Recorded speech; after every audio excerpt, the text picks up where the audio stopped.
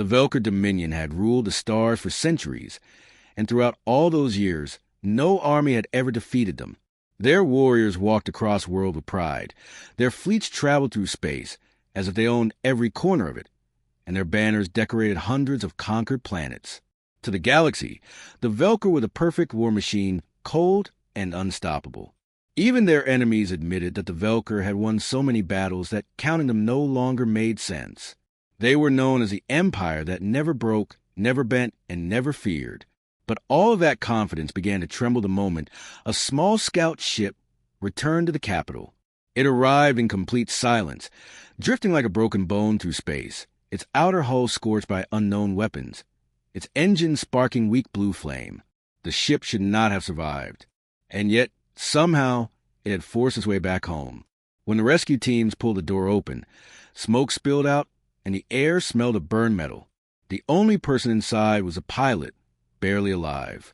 His armor was cracked, his skin burnt, and his breathing slow.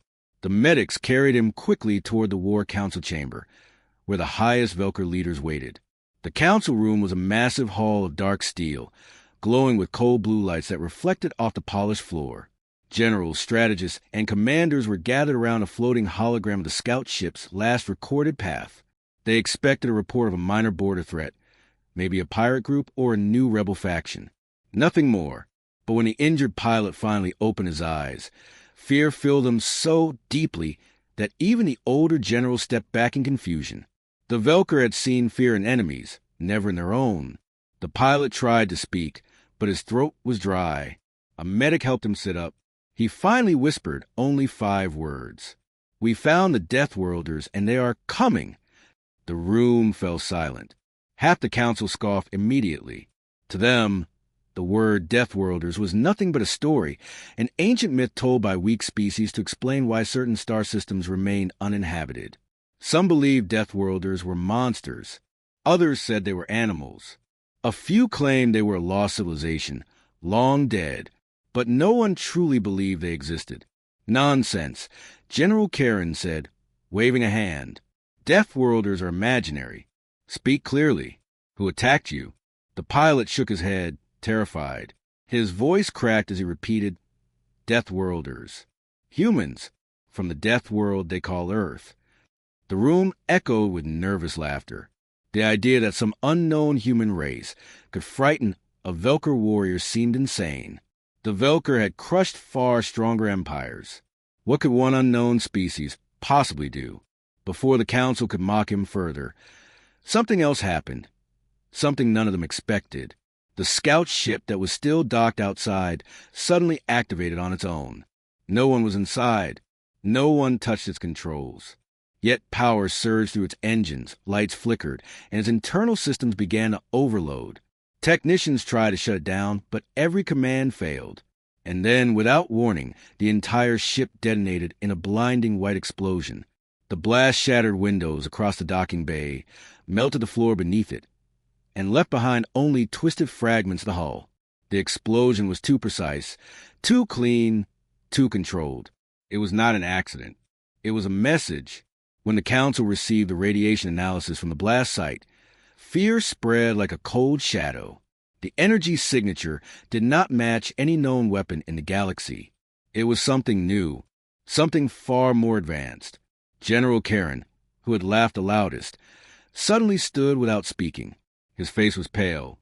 Commander Syrinx reviewed the pilot's last recorded flight path. The hologram showed the scout ship running desperately through a region of space that should have been empty. Instead, the recording revealed a strange distortion, like a dark cloud moving with purpose. When Syrinx zoomed in, the entire council froze. The distortion was not a cloud. It was a fleet, an enormous one. Dozens of massive warships with shapes the Velker had never seen. Their engines burned with red plasma. Their armor emitted strange energy, and their hulls were marked with a symbol no one recognized, a circle with 3 sharp lines crossing through it. The symbol of the Deathworlders. The recording ended with the scout ship breaking apart, while something huge moved behind it, too fast and too powerful for the damaged ship to escape. Only a fragment of the pilot's final scream was captured. That one scream was enough to silence the entire council chamber. For the first time in centuries, the Velker Dominion felt a sensation they had forgotten long ago. Fear. The Council tried to regain control. They ordered every border fleet to prepare for battle. They activated planetary shields, mobilized war factories, and commanded their elite soldiers to gather at the capital. But even while they prepared, one truth hung heavy in the air. The Deathworlder Armada was already coming, and they had chosen the Velker Dominion as their target. At the end of the hook, the camera of the story pulls back to show the dark space near the Velker borders. In that darkness, dozens of red lights flicker into existence. Engines, warships, an entire fleet awakening. Humanity was not a myth.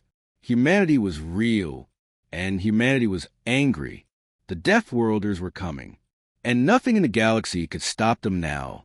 The Velker Dominion moved into action the moment the Council confirmed the Deathworlder threat. Panic was not allowed inside the Empire, but fear had already slipped quietly into minds of their leaders. Even the strongest generals avoided meeting each other's eyes, as if admitting fear out loud would make it real.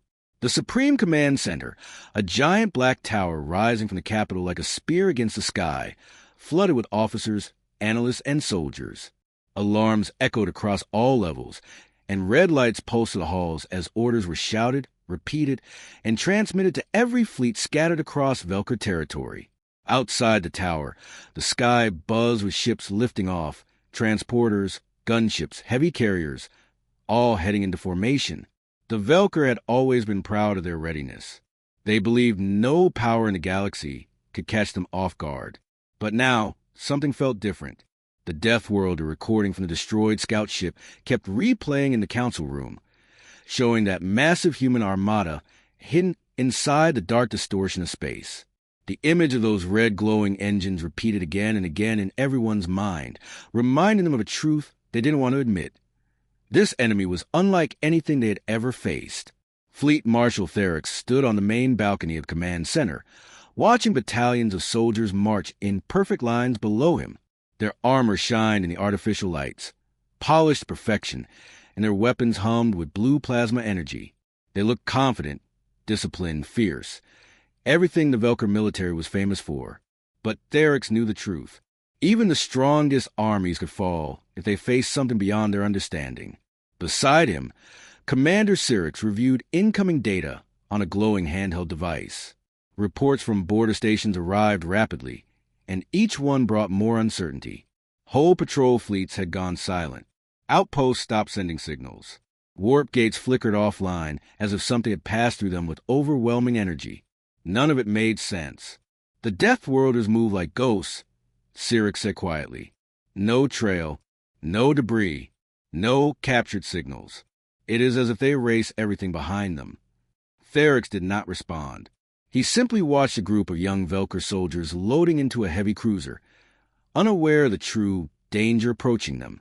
He wondered if these soldiers would survive the coming days. Inside the War Strategy Hall, the Council gathered around a massive holographic table that displayed every Velker-controlled star system. Red markers indicated missing fleets. Yellow markers showed weakened defensive sectors. And far beyond the edges of their territory, a growing cluster of bright red signatures pulsed. The Deathworlder Armada. We must hit them before they reach the inner worlds, General Karen demanded, pounding his fist on the table. If they advance any closer, our citizens will panic. We cannot allow that. Others argued back. We do not even know their weapon strength. One strategist said, how do we fight an enemy we cannot predict? We have never needed predict, Karen snapped. We crush. That is what we do. The loud debate continued until the Supreme Chancellor entered the room. Everyone fell silent instantly. The Chancellor was an older Velker, his skin lined from age and countless wars, but his presence alone commanded respect. He studied the hologram without speaking, his dark eyes narrowing as he observed the red signatures. After a long silence, he said, we prepare for total war. His voice was calm, but the weight of his words made the atmosphere heavier. The Velker Dominion had not declared total war in centuries. It was a last resort order, used only when the very existence of their empire was at risk. The Chancellor turned toward the generals. Send the Titan-class dreadnoughts to the first offensive ring. Pull elite forces from every conquered world. Activate the planet's shield grid. And recall every ship from outer campaigns. We will face the Deathworlders with full strength. Across the capital, sirens wailed as ancient war protocols activated. The ground trembled slightly as giant underground hatches opened, revealing enormous missile silos pointing toward space. Shield generators that had slept for decades began to glow with bright energy.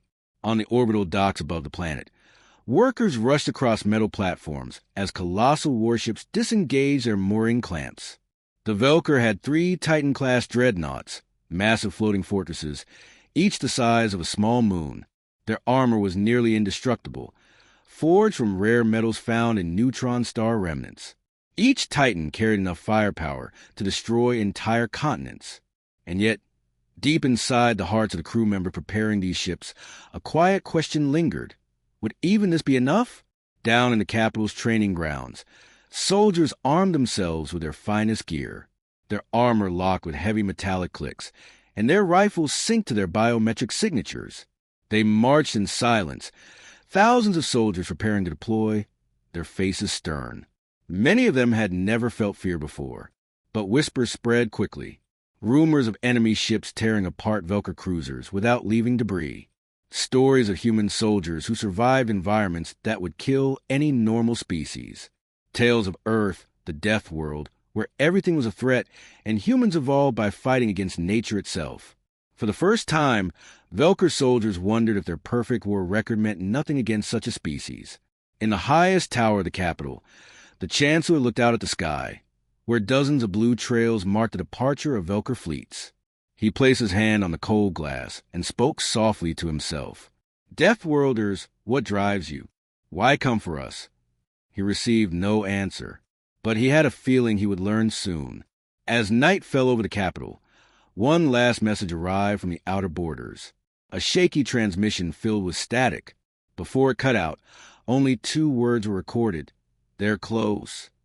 And in the darkness of space, far beyond the outer stars of Dominion, hundreds of red lights slowly brightened, like eyes opening.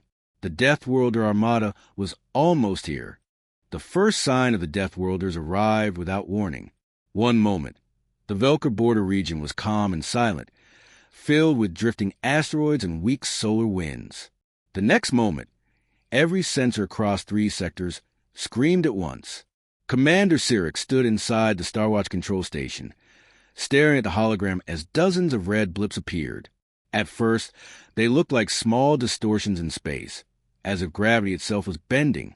The Velker had never seen anything like it. Then the distortion began to grow, spreading like cracks in a window. Technicians panicked, scanning for answers, but the data made no sense. It was as if space was being torn open by invisible claws. Suddenly, one of the distortions collapsed inward, releasing a thunderous burst of red energy.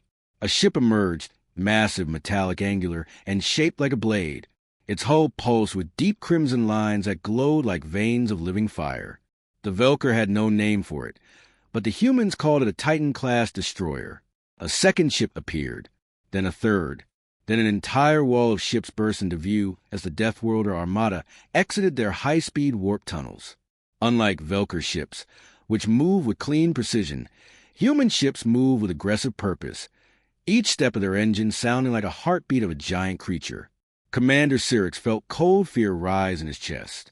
The hologram zoomed out automatically to capture the full scale of the fleet.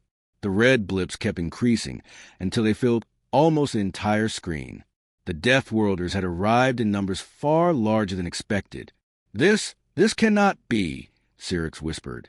His voice shook. They moved without leaving any hyperspace trail.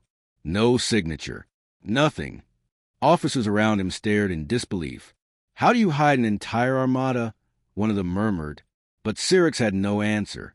Before the Velker could react, the human fleet broadcast a message. The audio came through every speaker in the control station. The voice was calm, strong and cold. Velker Dominion. This is the Deathworlder Armada. You have violated too many borders. You have enslaved too many worlds. You were warned. Surrender your outer territories or face consequences. You will not survive. The message repeated only once. General Karen, listening from the war room, slammed his fist on the table. They dare demand our surrender, he roared. Fire at once. Show them the power of the Velker Dominion. Within minutes, Velker battle groups moved into formation. Thousands of fighters launched like metallic swarms. Massive cruisers aimed their weapons, and long-range cannons locked onto targets. The Velker had always believed that overwhelming firepower could crush any enemy. But when they unleashed their first attack, they discovered how wrong they were. Blue plasma bolts streaked across space like burning rivers. Torpedoes glowed as they sliced through the darkness. The entire border region lit up with deadly energy. But as the explosions faded, something horrifying became clear. The Deathworlder ships had barely moved, and not a single shot had hit them. The humans hadn't even fired back yet. Instead, their ships shimmered with a strange distortion field that bent the incoming plasma, redirecting it or absorbing it completely. Velker weapons simply vanished when they touched human shields, as if swallowed by nothingness. This cannot be happening. A Velker weapons engineer whispered, "Our cannons are useless." Before anyone could respond, the Deathworlder Armada finally began to move. Their engines ignited with bright red light, pushing them forward with terrifying acceleration. Dozens of human fighters shot ahead, leaving trails of glowing particles behind them. They moved so fast that the Velker sensors struggled to track them. In the Capitol War Room, the generals watched the live feed in stunned silence. General Karen clenched his jaw. How are their ships moving so fast? Unknown, a technician answered. Their engines break every rule of known physics. They outrun light-speed tracers. The first human strike hit without warning. There was no charging time, no visible pathway, no buildup of energy. A bright red flash erupted from one of the human destroyers, and a Velker cruiser exploded into dust. No fire, no debris, just a burst of light, and then nothing. Velker officers shouted, trying to reposition their fleets. But it was already too late. The Deathworlders unleashed their full power. Hundreds of red beams sliced through space like blades, carving through Velker ships with horrifying ease. Each impact erased entire vessels instantly. Velker fighters attempted evasive maneuvers, but human drones intercepted them with impossible speed, cutting them down in seconds. Within minutes, the first Velker battle group, an entire defensive formation that had protected the border for decades, was gone, completely wiped out. Commander Cyrix watched in mute shock as ship after ship disappeared from the hologram. This is annihilation, he said. They're not fighting a battle. They're performing an execution. On the front lines, Velker captains shouted desperate orders. Fall back, regroup, activate emergency shields. But nothing worked. The Deathworlders advanced like a burning storm, their massive hulls glowing with red light as they pushed deeper into Velker space. And then, just when the Velker thought the attack had peaked, the largest human ship appeared. A shadow fell across the battlefield. A ship bigger than anything the Velker had ever seen exited warp. Its size dwarfed even their Titan-class dreadnoughts. It looked like a floating metal continent, surrounded by rings of rotating weapons. Its name appeared briefly on the Velker sensors, translated from ancient human language. Titan of Earth. Commander Cyrix stared at the reading with wide eyes. This is their flagship. The Titan of Earth glowed with power. Its main cannon charged, lighting up space like a rising star. And then it fired. The beam struck the Velker's second fleet, and for a moment, the entire sky turned white. When the light faded, the second fleet was gone. Every ship erased from existence. Shock, silence, fear. For the first time in history, the Velker Dominion understood what it meant to face the full force of the humans from the Death World.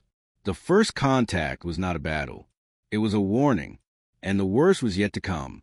The fall of the Velker Dominion did not begin with a single explosion, but with a silence so deep that it shook every commander who heard it. As the Deathworlder Armada advanced deeper into their territory, entire sectors went dark one by one. No distress calls, no escape signals, no final messages. Just silence, like whole regions of space had been erased. Inside the Capital Supreme Command Center, the hologram of the galaxy flickered with more and more empty spaces where Velker fleets used to be. Commander Cyric stood stiffly, his eyes locked on the map, watching entire defense lines vanish. Each time a cluster of Velker ships disappeared, the red glow of the Deathworlder Armada grew brighter. The Dominion's once perfect military structure was beginning to break apart. Fleet Marshal Therix issued orders nonstop, his voice steady but his hands trembling slightly. The Velker had never seen this kind of destruction. Their enemies usually fought back, screamed, begged for mercy. But the humans did not fight like any normal force.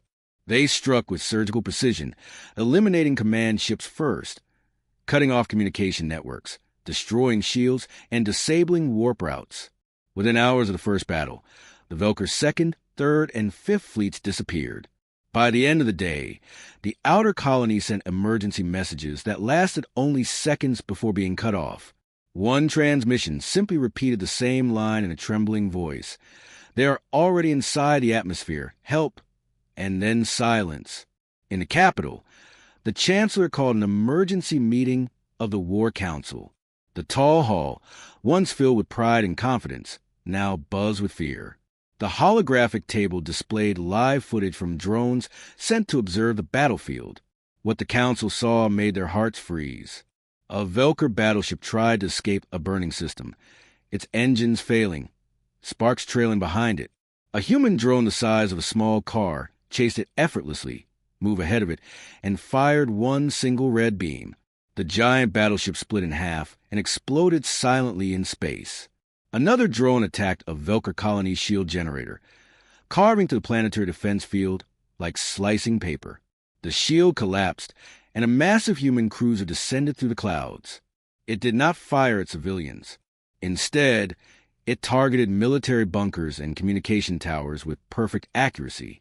The Velker Council could not understand. Why are they not attacking our civilians?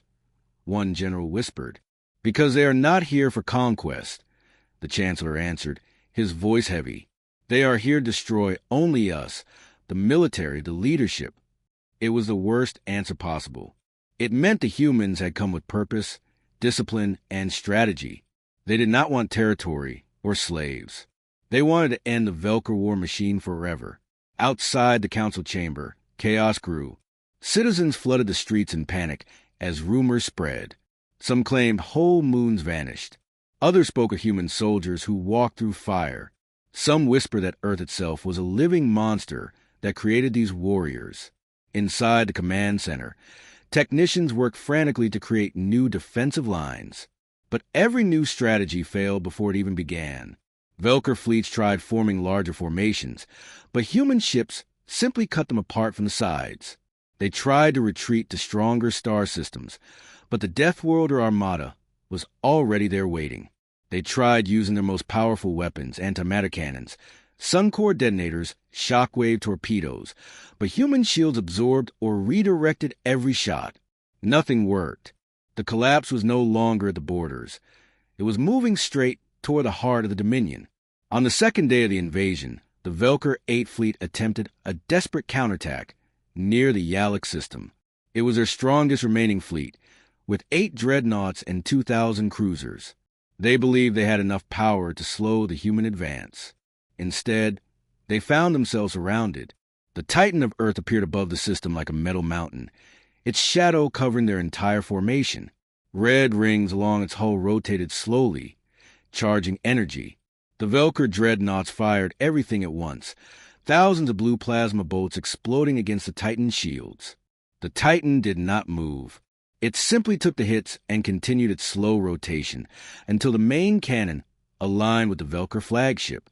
A bright flash filled the entire system. When it faded, the 8th Fleet was gone. All of it. The shockwave destroyed nearby asteroids and left a scar of burning gas across the star system.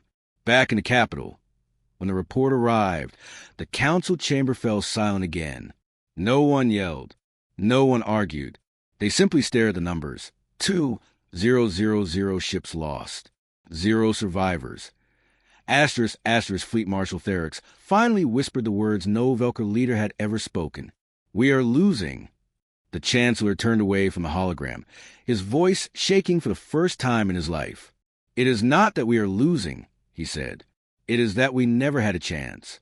On the third day, the collapse became unstoppable. Defense networks failed. Warp gates shut down. Entire legions vanished in red flashes of light. The Deathworlder Armada pushed deeper into the core systems, showing no sign of slowing. They did not send demands. They did not send threats. They simply advanced with the quiet, terrifying efficiency of a species that spent thousands of years fighting to survive on a death world. And the Velker Dominion, the undefeated empire, began to die, planet by planet, fleet by fleet, silence by silence. In the dark space beyond the capital, new red lights appeared. Hundreds more, signaling the arrival of the next human strike force. The collapse had begun, and nothing in the galaxy could stop it now. The final stand of the Velker Dominion began under a dark and silent sky. The capital planet, once glowing with bright towers and shining sky lanes, now felt cold and dim. Thick clouds gathered above the military districts as if the world itself understood what was coming. Every Velker who looked up into that sky felt the same feeling, a weight, a pressure, a fear that had not existed for generations. The Velker had never lost a war, but now their entire empire had been pushed back to this single world. Everything they had built, conquered, and claimed was now collapsing into a point. This was their last chance to survive. Fleet Marshal Therix stood on the final command balcony overlooking the capital's main spaceport. Below him, thousands of soldiers marched into massive troop carriers. The thunder of engines shook the ground. Dreadnought crews rushed across metal platforms. Engineers scrambled to activate ancient planetary weapons. This was the largest military force the Velker had assembled in centuries. And yet, Therix felt no pride, only dread. Behind him, the Supreme Chancellor stepped forward, leaning heavily on his staff. His once powerful voice now sounded tired. "Marshal, are the Titan-class dreadnoughts ready?" Therix nodded. "All 3 Titans are armed and in orbit. Their shields are at full power." The Chancellor closed his eyes, breathing deeply. "Good. They will be our wall." Inside the orbital ring, the 3 Velker Titan-class dreadnoughts waited like giants preparing for a storm. Each one was the size of a moon, covered in glowing symbols of victory from past wars. Their cannons hummed with gathering energy, creating a faint vibration across space. The Velker believed these Titans could withstand anything. They were wrong. In the command center, Commander Cyrix monitored the outer sensors closely. For several hours, nothing appeared. The system was silent, except for the rhythmic hum of the planetary shield. Officers whispered nervously, wondering if the Deathworlders were regrouping. But then Cyrix saw something on the long-range scans. A strange flicker in space. A faint red spark. Then another, and another. His heart sank.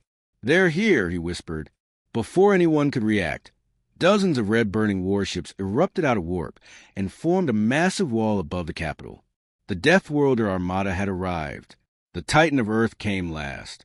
It tore through space like a star being born, its enormous shadow covering the entire battlefield. Its crimson engine lines pulsed like veins filled with liquid fire. The Velker dreadnought crews stared in silent terror as their screens shook with warnings. The Titan of Earth was simply too big, too powerful, too overwhelming. Yet the Velker refused to retreat. The Chancellor activated the planet-wide broadcast system. His voice echoed across the entire world. "This is our home. We will not run. We will not bow. Today, the Velker fight for existence." For once, there was no arrogance in his words, only desperate determination. In space, the first shots were fired. Velker dreadnought cannons unleashed enormous waves of blue plasma, lighting up the darkness. The 3 Titans fired at once, sending shockwaves that cracked asteroids into dust. For a moment, it felt like the Velker still had hope, but the Deathworlders did not hesitate. Their ships moved with terrifying speed, weaving between the plasma beams effortlessly.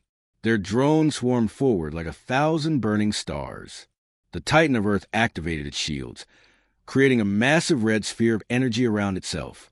Velker plasma bolts hit the shield and disappeared instantly, Inside the Capitol bunker, Syrinx watched the readings and felt his chest tighten. Our strongest weapons are doing nothing. Slowly, painfully, the Deathworlders advanced toward the Titans. The Velker dreadnought crews screamed orders. Raise secondary shields. Redirect power. Fire again. But each time they fired, human ships dodged or neutralized the attack. Then came the counterstrike.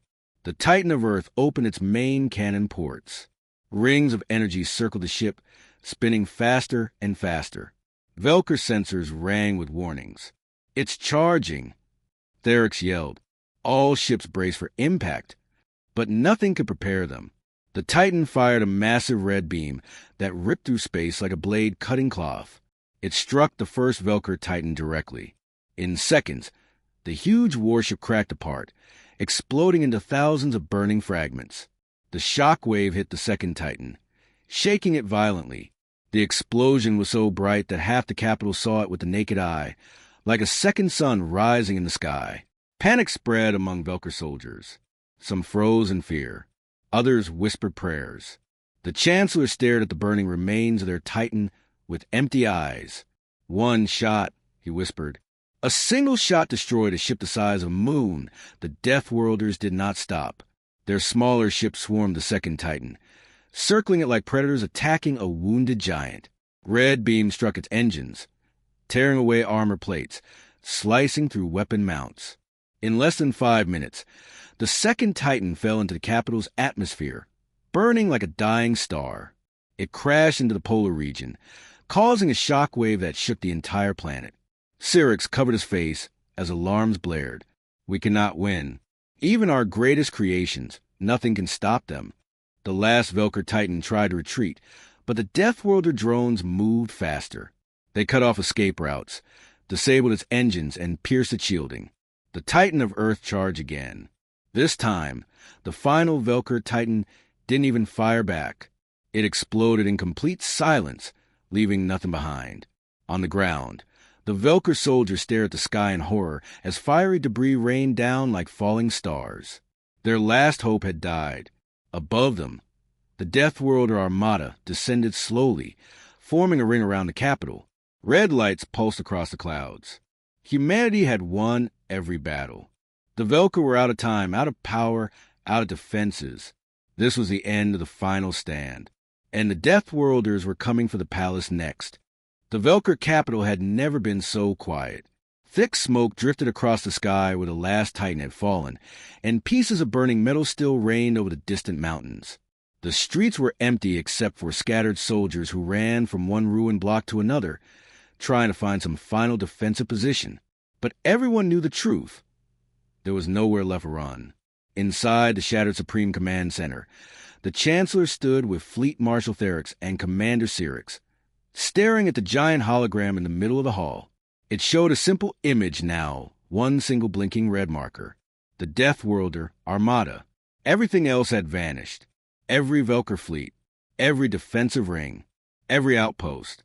The Empire had fallen piece by piece, and now all that remained was the capital. Syrinx's voice shook as he asked, "Chancellor, what are your orders?" The Chancellor did not answer at first. He walked slowly to the giant windows overlooking the city. Buildings that once touched the sky now lay broken and silent. Flames burned in the distance. The once glorious Velker dominion had been reduced to ruins in only a few days. He finally spoke in a tired voice. "There are no orders left to give." In orbit, the Deathworlder Armada formed a circle around the planet like a steel crown. Red energy lines glowed across their hulls, reflecting off the clouds. The Titan of Earth moved into position above the capital, its enormous shadow swallowing the entire city. Every citizen felt the cold darkness fall over them. Panic spread among the remaining soldiers. Some shouted to activate hidden weapons. Others tried to reconnect broken shield systems. But Syrinx lowered his head. "It will not matter. Nothing we do will matter now." The storm began when a deep, booming sound rolled across the sky. The Titan of Earth was opening its lower hangars. Massive doors unlocked, releasing a wave of red light. Velker soldiers aimed their weapons upward, but their hands trembled. They expected the humans to fire again, to finish the war with one more devastating shot. But instead, something unexpected happened. The Titan of Earth did not fire. It stopped. The entire Deathworlder Armada went silent. No engines, no weapons, just stillness. A transmission signal flashed across all Velker screens. Cyrix quickly activated the main receiver, and a hologram appeared in the center of the ruined hall. It showed a human commander, tall, armored, with a calm but powerful expression. His armor was marked with the same three-line symbol seen on Deathworlder ships. His voice was steady, not angry, not proud, just firm. "Velker Dominion," he said, "the war is over." The Chancellor stepped forward slowly, his voice weak. Why did you do this? We were unstoppable. We ruled hundreds of systems. Why would humans come across the galaxy to destroy us?" The human commander studied him for a long moment before speaking. "Because you attacked worlds that asked for our protection. You crossed borders you were warned not to cross. You enslaved species who had no means to defend themselves. You believed your victories made you untouchable." He lifted his helmet off, revealing deep, scarred skin and tired eyes. "You believed no one would ever stand against you." Therix stepped forward angrily. "We are warriors. We earn our empire in battle. Why would humans care about weak species?" The human commander pointed to the giant view window, where his fleet hovered like silent guardians. "Because we were born on a world where everything tries to kill us. Our storms destroy mountains. Our oceans swallow cities. Our forests are filled with predators stronger than steel. Every human grows up fighting nature itself. We learned long ago that the strong must protect the weak, or we lose the right to call ourselves human." The Chancellor felt something inside him tremble. In that moment, he understood the truth that had always been hidden. The Velker ruled through fear. Humans ruled through responsibility. The Deathworlders were not strong because of technology. They were strong because they had no other choice. Everything about Earth had shaped them into survivors, warriors, protectors. The more the Velker watched the human commander, the more they realized how wrong they had been. The Deathworlders were not monsters. They were guardians who became monsters only when pushed. Cyrix bowed his head. We thought you were myths. Legends." The human looked at him. Every legend begins with a truth. For the first time since the war began, the Chancellor's voice broke. "What will you do to us now? Kill us? Destroy our city?" The human commander shook his head. "We did not come for your civilians. We did not come to rule your world. We came to end your war machine."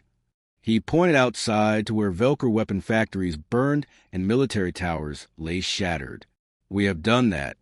A heavy silence filled the ruins as the truth settled into hearts of every Velker leader. They had lost, but they had not been slaughtered. The humans had destroyed only what needed to be destroyed. The Chancellor finally fell to his knees, overwhelmed by the weight of defeat and revelation. "Then tell us why we truly lost." The human commander stepped forward in the hologram, his face lit by the red glow of his ship. "You lost because you never understood what real strength is. You believed strength is measured by the number of wars you win.